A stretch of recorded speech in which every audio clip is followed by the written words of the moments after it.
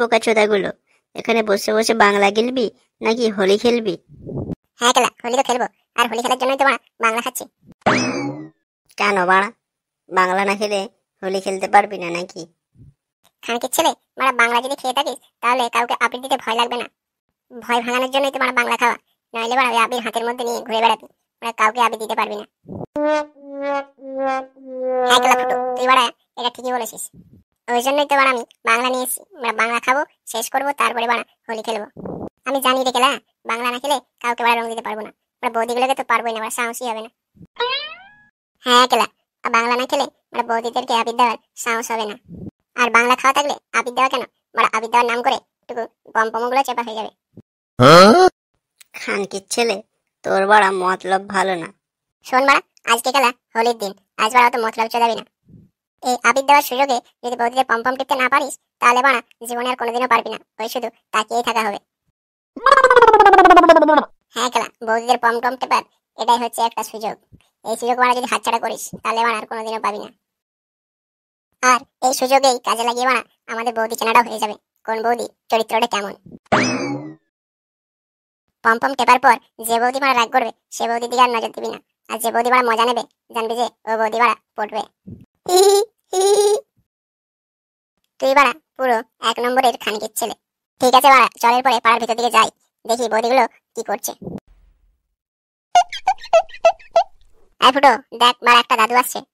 Happy Holi দাদু। আর কোথায় যাচ্ছ আজ হোলির দিনে এত সাজুগুজু করে? কোথায় আর যাবো রে, দাদু কেরা এত সাজুগুজু করে হোলি খেলতে বেরিয়েছে? না রে বাড়াগুলো, আমি হোলি খেলতে বেরোইনি, আমি একটু কুটুম বাড়ি যাচ্ছি। আজ হোলির দিনে কুটুম বাড়ি যাচ্ছ, কি ব্যাপার? তোমার বিয়ানের কাছে যাচ্ছ নাকি হ্যাঁ রে, বিয়ানের কাছে যাচ্ছি, বিয়ানের সাথে হোলি খেলবো বলে। ও, ওই জন্যই এত সাজুগুজু, বিয়ানের সাথে হোলি খেলবে বলে। তো দাদু, বলছিলাম আমাদের সাথে হোলি খেলবে না তুমি, নাকি তোমার বিয়ানের সাথেই খেলবে? তোদের সাথেও খেলবো রে শালা, তোদের সাথে না খেললে কার সাথে খেলবো আমি? তুমি তো লেওড়া তোমার বিয়ানের সাথে হোলি খেলতে যাচ্ছ, হোলি খেলতে যাচ্ছ নাকি তোমার অন্য কোনো ধান্দা আছে? না রে শালা, আর কি ধান্দা থাকবে, বছরে তো একদিনই বিয়ানের সাথে খেলাধুলা করার। হ্যাঁ তা কি আমরা জানি না নাকি তুমি তোমার বিয়ানের সাথে হোলি খেলতে যাচ্ছ নাকি অন্য কিছু খেলতে যাচ্ছ? হ্যাঁ শালাগুলো, তোরা শুধু বাজে কথা বকিস। হ্যাঁ আমরা বাজে কথা বকি, তুমি তোমার বিয়ানের সাথে খাট ভাঙতে যাচ্ছ কেলা? তোরা রাস্তাটা ছাড়বি তবেই তো যাবো আমি আমার বিয়ানের কাছে, তোরা তো রাস্তা আটকে দাঁড়িয়ে আছিস আমার। হ্যাঁ যাও যাও, তুমি তোমার বিয়ানের সাথে খেলা করো। আর দাদু, বলছিলাম বাড়িতে বৌদি আছে তো, আমরা একটু বৌদির সাথে খেলাধুলা করবো। হ্যাঁ রে তোর দিদিও আছে আর তোদের বৌদিও আছে, যা কেলা খেলাধুলা জমিয়ে খেল। ঠিক আছে কেলা, তুমি যাও গিয়ে তোমার বিয়ানের সাথে জমিয়ে খেলাধুলা করো।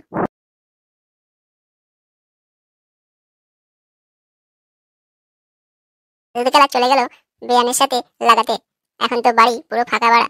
হ্যাঁ কেলা, এখন গিয়ে আমরা লাগাবো দাদুর বাড়িতে। দাদুর বাড়িতে কে আছে বাড়া যে তুই লাগাবি? আমরা দাদুর ওই বুড়ি বউটাকে লাগাবি নাকি, যেটা দাদুও লাগাচ্ছে না? চুপ খানকির ছেলে, তুই কিছু জানিস না।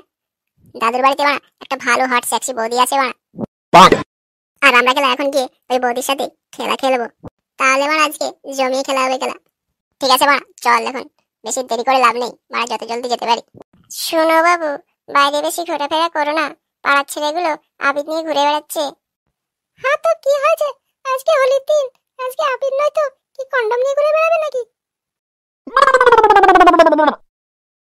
হ্যাঁ সে তো আমি জানি, কিন্তু পাড়ার ছেলেদের মতলব ভালো না, আবির দিতে এসে পড়ে কোথায় কোথায় হাত ঢুকিয়ে দেবে, বুঝতে পারবে না। হ্যাঁ তো দেখ না, বছরে তো একবারই আবির দেবে। আরে খেপি যদি মাগি, আবির দেওয়াটা হচ্ছে না, হাত ঢুকিয়ে কোথায় আবির দেবে সেটা আমরা বুঝতে পারবি না। হ্যাঁ তো দেখ না, বছরে তো একবারই, তারপরে তো আর হাত দিতেও পারবে না। হ্যাঁ ওই আবির হাতটা যখন ফোটোর মধ্যে ঢুকাবে তখন কেলা বুঝবি।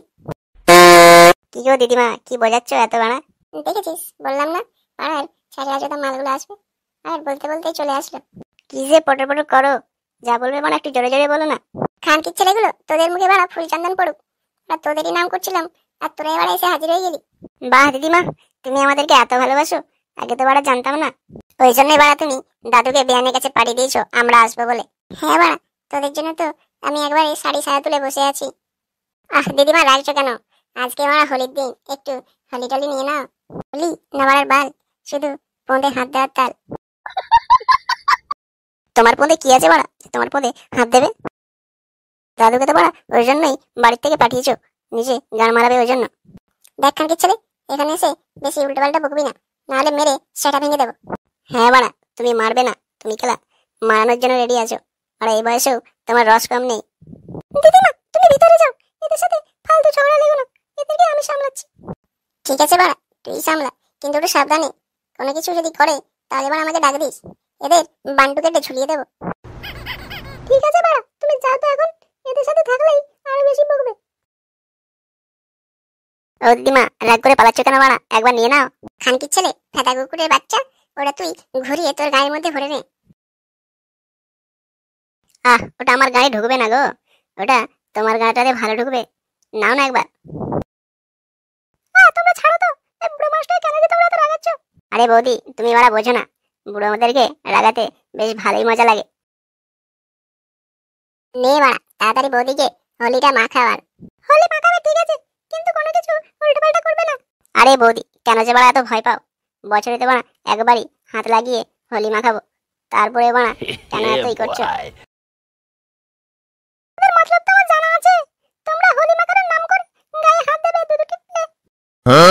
হাই কেলা, মারা বৌদি তো দেখছি আমাদের মনের কথা বা সব জেনে বসে আছে। তো জানবো না, আমাকে দেখে কি বাচ্চা মনে হয় নাকি? ছেলের মাকে চোদন শেখাতে এসেছো?